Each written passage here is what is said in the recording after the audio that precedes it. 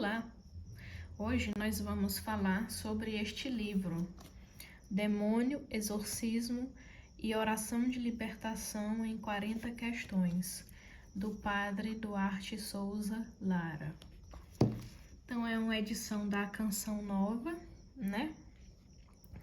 E quem é o Padre Duarte Souza Lara? Ele é um sacerdote da Diocese de Lamego, Portugal. Nasceu em 15 de julho de 1975, licenciou-se em Gestão e Administração de Empresas na Universidade Católica Portuguesa, doutorou-se em Teologia na Pontifícia Universidade de Santa Cruz, Roma, onde colabora como docente desde 2005. Em 2002, criou o site santidade.net com o intuito de promover a vocação universal à santidade. De 2008 a 2011, foi professor no Instituto Superior de Teologia, Beira e Douros, Portugal. Atualmente é pároco das paróquias de Folgosa, no Douro, Valença de Douro e Desejosa, assistente espiritual da comunidade Servos de Maria, do Coração de Jesus, e presidente da Comissão para a Missão e Nova Evangelização da Diocese de Lamego, depois de ter acompanhado o padre Gabriele Amorte durante 10 anos, de 98 a 2008, no Ministério dos Exorcismos. Foi também nomeado exorcista em 2008. É membro da Associação Internacional de Exorcistas. Então, tá aqui, né? Nós temos esse livro. Muito bom, gostei de ler ele, certo? O sumário é curtinho, né? Como a gente pode ver, só tem a introdução, uma introduçãozinha que ele dá e vai direto para as 40 questões. O prefácio, quem fez o prefácio foi o padre Francisco Bamonte, que é o atual presidente da Associação dos Exorcistas. Padre Francisco Bamonte é o autor desse livro aqui, A Virgem Maria e o Diabo nos Exorcismos. Então, esse livro traz 40 questões sobre o demônio, exorcismos. Mas antes das questões, o padre resolve explanar um pouco sobre assuntos da igreja, né? Ele começa com o homem em busca de Deus, onde ele fala que para acolher o dom da vida eterna é necessário um coração bem disposto, que acredite em Jesus, aberto à verdade e ao amor.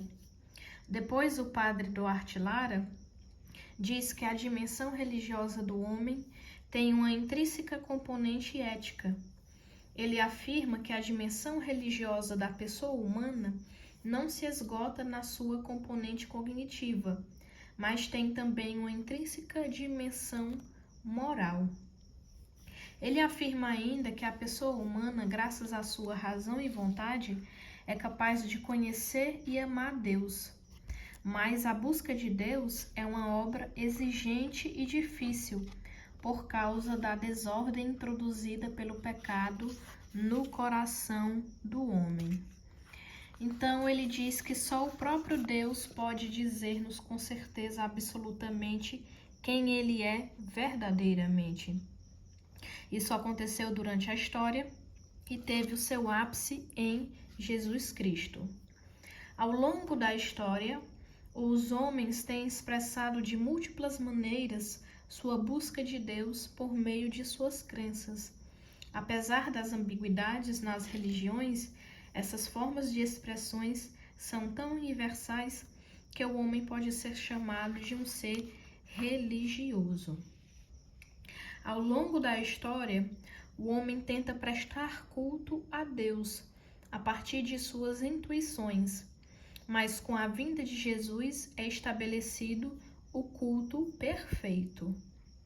Ele ainda fala, né, sobre religião, que vem do termo religare, de ligar-se com Deus, né? O padre fala ainda dos tipos de culto, né, dos atos de culto público e privado, dos atos de culto obrigatório, dos atos de culto ordinários, dos atos de culto supremos e inferiores, né? Ele ainda diz que a oração pode assumir diversas formas, como a adoração, a bênção, a petição ou súplica, a intercessão, a ação de graças, a meditação, o louvor. E o padre disse que a Eucaristia é a oração mais perfeita que existe. E que a Eucaristia contém e exprime todas as formas de oração. O padre fala ainda sobre os diferentes tipos de votos. Votos absolutos ou condicionados. Ele explica bem direitinho, ele vai explicando detalhadamente, né? Votos pessoais, votos reais ou votos mistos, votos determinados ou disjuntivos, votos públicos ou privados, votos solenes ou simples.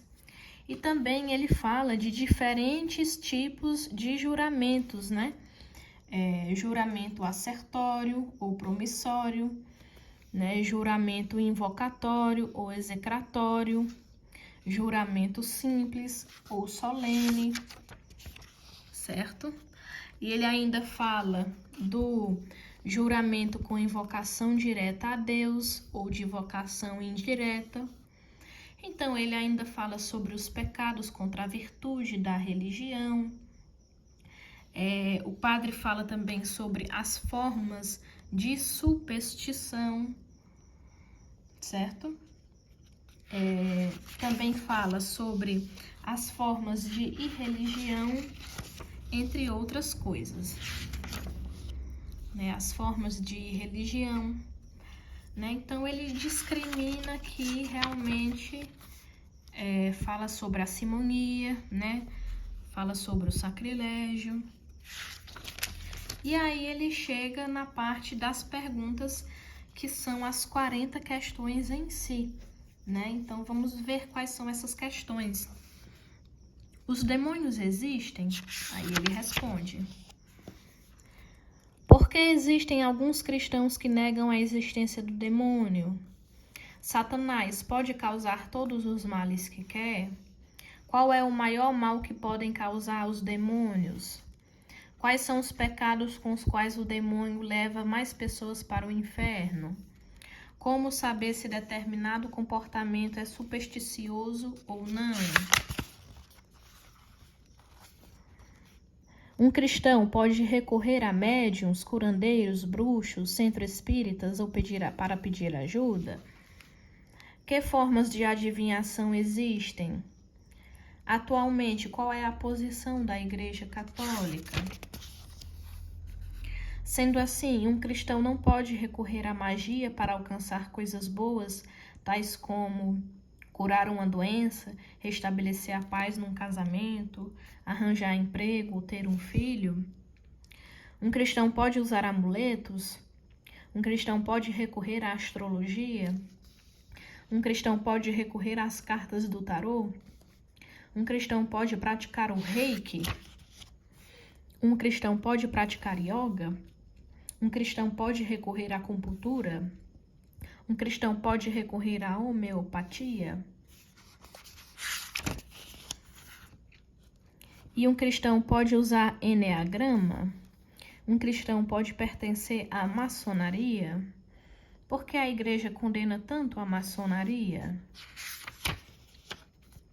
Por que a maçonaria tem tanto poder? Um cristão pode ouvir qualquer tipo de música? O demônio é instigador de todos os nossos pecados e a causa de todos os males? Jesus Cristo já venceu o diabo e os seus anjos? Que tipo de ação exercem os demônios sobre este mundo? Que tipo de capacidades naturais têm os anjos e demônios? Os demônios podem fazer verdadeiros milagres? O que é parapsicologia? Os demônios podem possuir as pessoas? Que sinais podem indicar a presença de distúrbios de origem diabólica? O que é um malefício? Como se pode destruir um malefício? Como podemos defender dos ataques diabólicos? O que é um exorcismo? De onde vem o poder de expulsar os demônios? Os fiéis podem rezar o pequeno exorcismo do Papa Leão XIII? O que é uma oração de libertação? Nos casos de pessoas que apresentem distúrbios diabólicos leves, um sacerdote deve rezar orações de libertação, mesmo não sendo exorcista? Qualquer fiel pode rezar uma oração de libertação?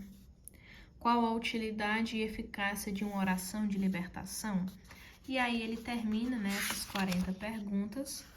E aqui ele traz no anexo, né, uma oração de libertação, né?